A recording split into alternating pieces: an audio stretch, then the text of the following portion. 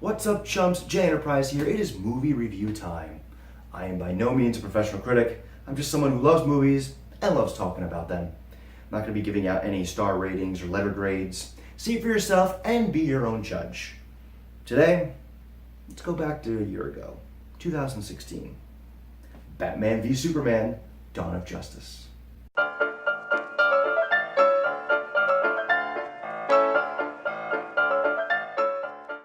Hi. Thank Hello. you for coming back. Go ahead. This is Nikos Rikos, self-proclaimed bet expert, and I really stupendously thank you. If you have watched the previous 8 videos, Justice League opens this weekend. I hope it does well. I hope it's awesome. We have now reached the tail end of our movie reviews, movie discussions of all of the live-action, feature-length Batman films. Perhaps a more controversial movie than the last one we talked about. More divisive. Let me just say right off the bat that I will use the word love. I love Dawn of Justice. It's got plenty of flaws. Yeah. It's not even close to being a perfect movie, but it is fun. And freaking Batman and Superman in the same movie. It is fun, but it's got a lot of issues. A lot of issues. First of all, Ben Affleck became my favorite Batman like that. Amazing Batman. After one movie, I never doubted his casting because I went back to Heath Ledger when I thought, let's not jump the boat. Also, Ben Affleck is for the first time the size of Batman. Yes. He's over 6 feet tall. He's over 220 pounds. He's a beast, and he's the first guy to literally be the size of Batman. And they wanted to make him, which is confirmed, look bigger than Superman because they figure, well, Superman's the Man of Steel, you can't really kill him, but we need to make Batman look credible. How do we do that? Make him bigger. That was something Zack Snyder said, and they built an amazing suit. This Batman kills, which I'm totally cool with because the story is like he's burned out, he's done.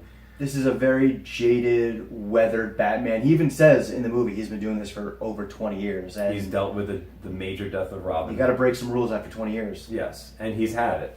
And I love that Batman. I thought Henry Cavill was good. I thought the whole cast was actually really good. Very good cast. My one issue, and then I'll pass it off to you because it's my biggest rant about this film, is, I'm not the only one to think this, is what was Lex Luthor after? He truly has no motive for what he's doing. Nothing happens to him that goes, that's why he's doing this. He's literally, the movie has a lot of religious undertones. Yes. A ton. But in this movie, it's not like, oh, he lost his hair because of Superman, I'm going after him. Or Batman did this, I'm going after him.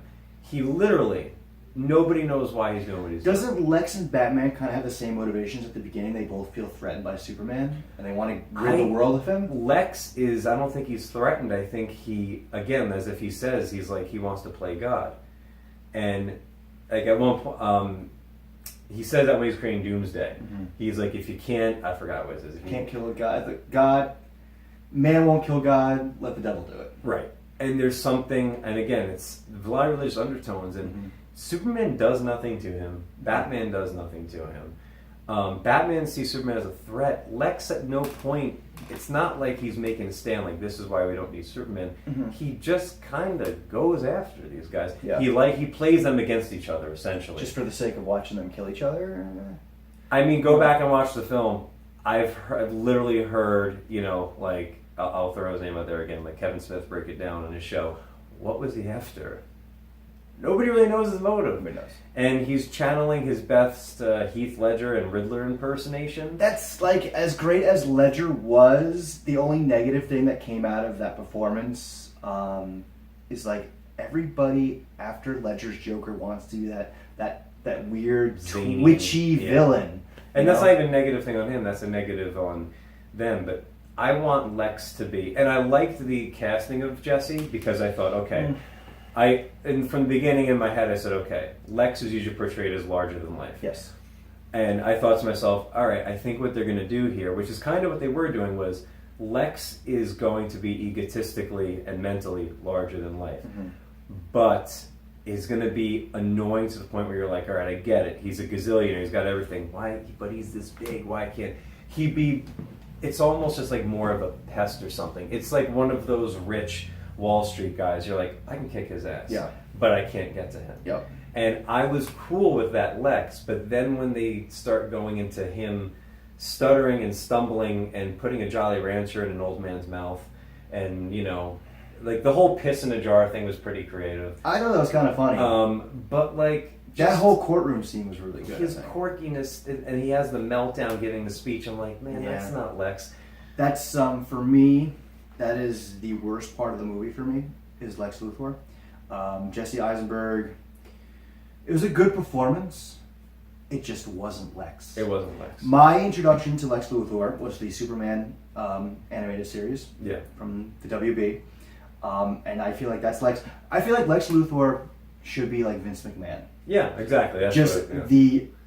the ultimate alpha male. Mm-hmm. This big, brooding, dominating presence. Someone who walks into a room and just commands respect, inspires fear. Like, he is the most powerful man in the world, and he knows it. The Lex that they were looking for, and if I'm sure a ton of people have, if you've seen Daredevil on Netflix, Vincent D'Onofrio as Kingpin is what Lex Luthor should be. That's what I always imagined Lex to be. And Jesse Eisenberg he wasn't that alpha male that just like...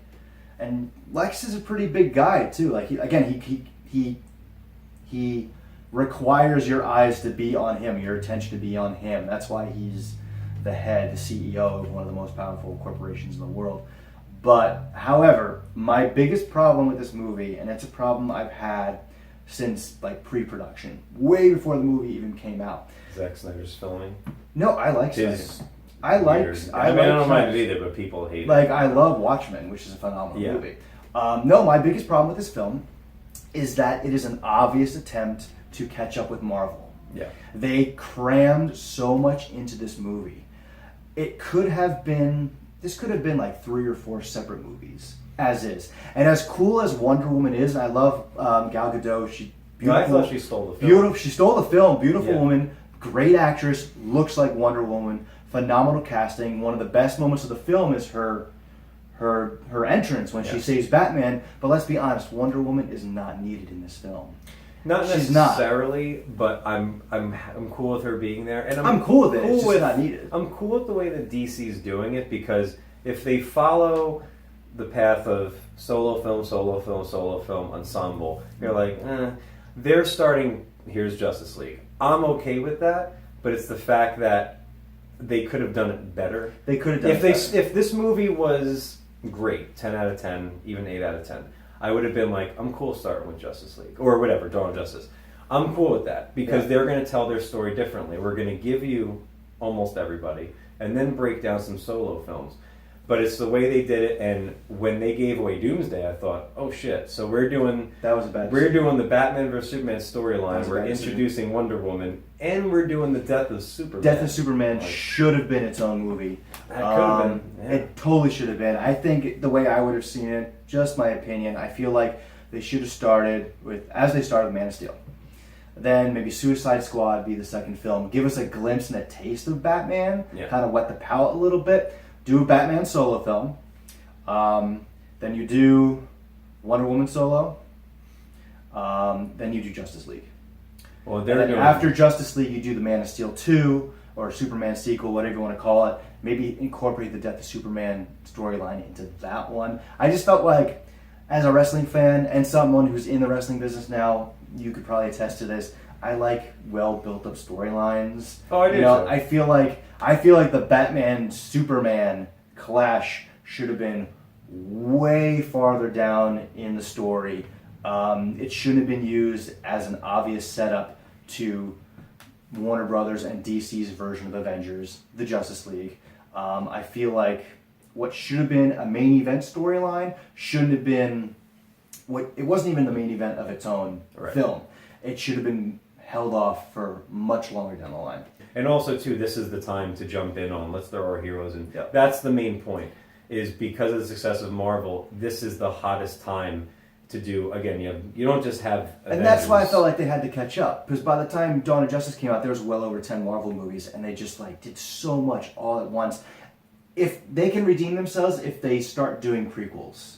I feel like if they start establishing the universe prior to Dawn of Justice, I think that would be make things a little bit better. Right now, team-up films, Avengers, the X-Men films are doing, Guardians, it's a huge craze.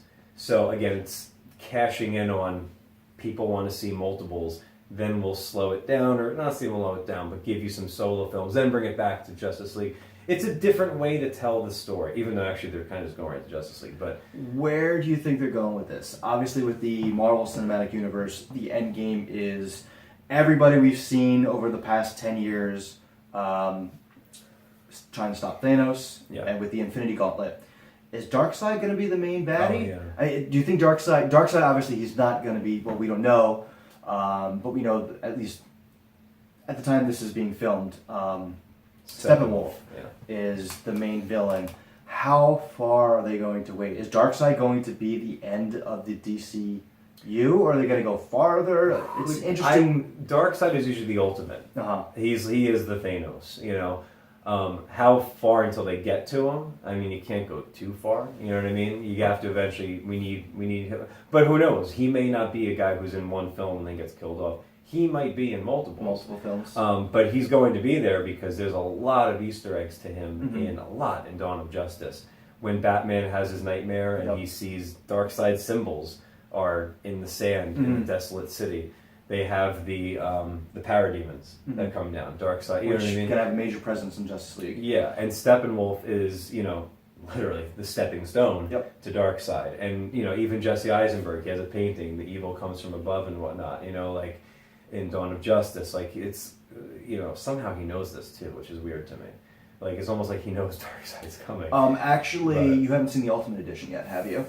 No, but I own it. There is a deleted scene which is put in the Ultimate Edition. The Steppenwolf scene? I've seen that. Yes. Yeah. It's at the end. It's after they kill Doomsday and they go to arrest. Yeah, when he's got the Eisenberg. cubes. Yeah, and that's where he's getting the information from. Yeah, that's where. Okay, right. I'm sorry. He's got the cubes. That's right. And he dissipates. I only watched the Ultimate Edition now because there are some stuff in there that get explained, and it does make the major flaws it doesn't correct, but there's a lot of little stuff that it corrects and definitely makes it a better movie. And I'm cool with a 4-hour movie if a movie's going to be 4 hours. I'm not somebody who gets restless if you pull me in. But this movie, as I was watching it, I just thought it's like 2:45. I want to say 2:30. I was like, this is too long for what they were doing, and the scenes jumped. To me, one thing was they jumped so quickly. Yeah, I was like, wait, what was the last thing that happened? They actually rearranged scenes in the Ultimate Edition. Okay, because in the theatrical one, I remember watching it and having to go, oh. Like, I had to, they showed something with Bruce, and I'm like, wait, what? Oh, his last scene was that. Yeah. Okay, I get it now. And it's, the theatrical version is, 2.5 hours. The Ultimate Edition is 3 hours long. Jesus. But the whole setting up, when Batman gets the armor on, puts the spear down, and puts the signal on to call it Batman, that's only the hour and 50 mark. Wow. There's so much movie after that.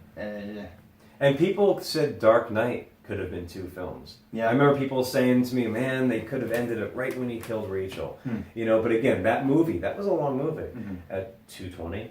And people, again, that movie, though, could have been 5 hours, and I probably would not have cared. Yeah. Because again, if you've got me, you've got me for. Again, people love Titanic, and that movie's. People love Gangs of New York. That's a movie. Incredibly long films. Lord of the Rings. Right. I actually just binge watched all 6 of them, the extended version. Ew.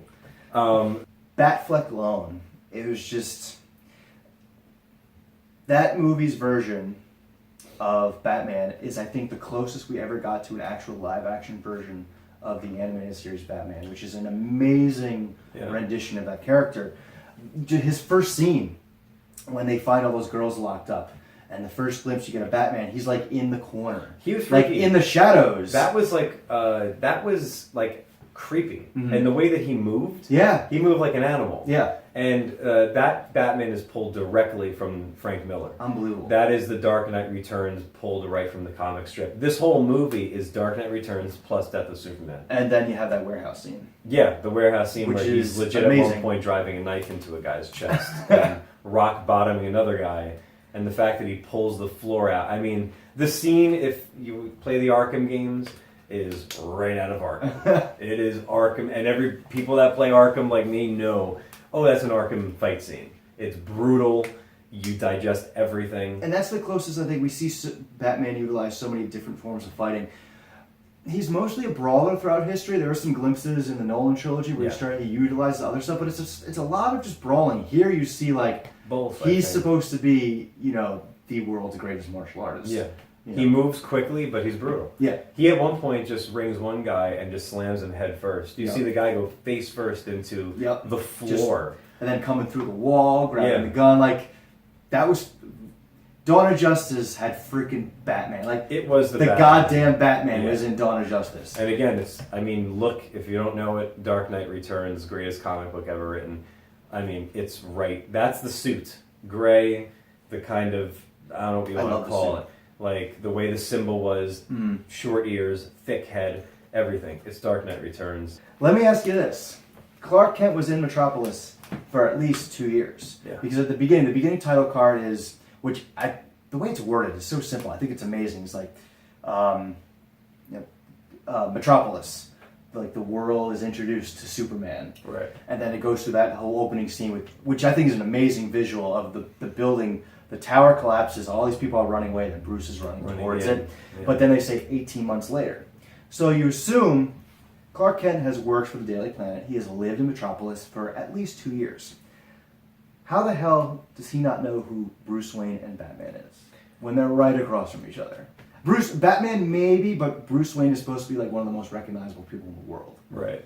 Unless that's just that small world bubble, low key, low profile. I don't know. That he decides to keep, or it's a freaking oversight by Zack Snyder. Couldn't Superman just easily get his mom? When he's on the building and Lex shows him the pictures, like wouldn't a quick with Lex zoom out, or something. Yeah, I don't know that. Lex completely manipulated both of them, and I feel like it was so avoidable. Yeah. Just an excuse to get him to fight? I don't know. Yeah, again, it's one of those things like just, again, oversight. Mm-hmm. I can't describe it either. People also harp on, Batman and him are friends because their moms are the same name. Why is that so controversial? I actually understand it's all that bad. Like, because I don't think it's that bad. I defend it because, like, Bruce's parents getting murdered, that shaped his entire life. Yeah. If he's in this life or death situation with this being that he's obsessed over for months, and you're at like literally the point where you're about to kill him, and he like screams out your mom's name, like that's gonna rattle you. Yeah, I think, and I think that's a definite reason for him to kind of like, because at that point he had the blinders on. Yes. He's like a shark where he smells water, smells blood. The eyes are dilated, and he's just in for the kill, and all of a sudden he gets snapped out of it with the Martha thing. And I think that's totally a justifiable reason to like give him enough awareness just for that one moment, right? And then again, enough time for Lois to come in, and that's his mother's name, and realize this guy has a mom, and I once had a mom. That's a very important aspect of Bruce's mythology. He realizes there's more to him than just being an alien, and it's very like people harp on that scene. I personally don't understand why. I don't either. I don't have an issue with it. So, final conclusion. It could have been so much more. It could have been. But it's not as bad as people say it was. People jump and people like to hate everything. And again, big drop off from one week to the other that just says, don't fucking always listen to critics. Just go and see it yourself. Go and see it yourself. Or wait 3 months, it'll be on demand. Yeah, that too. Don't jump God, DVDs and Blu-rays come out so quickly now. 3 months on demand. Anyway. Well, I think I speak for both of us, even though you can be a heartless bastard at times. I am. But I truly appreciate you. If you watched all 9 of these videos, that is awesome. If you were entertained, please find your way to the like and subscribe buttons. He's on social media. I'm on social media. Links are in the description. I hope you see Justice League. I hope you enjoy Justice League. I hope Justice League makes a killing. And I don't care if you saw it, because I'm going to go see it. Long live the bat. Mr. Perfect Ending.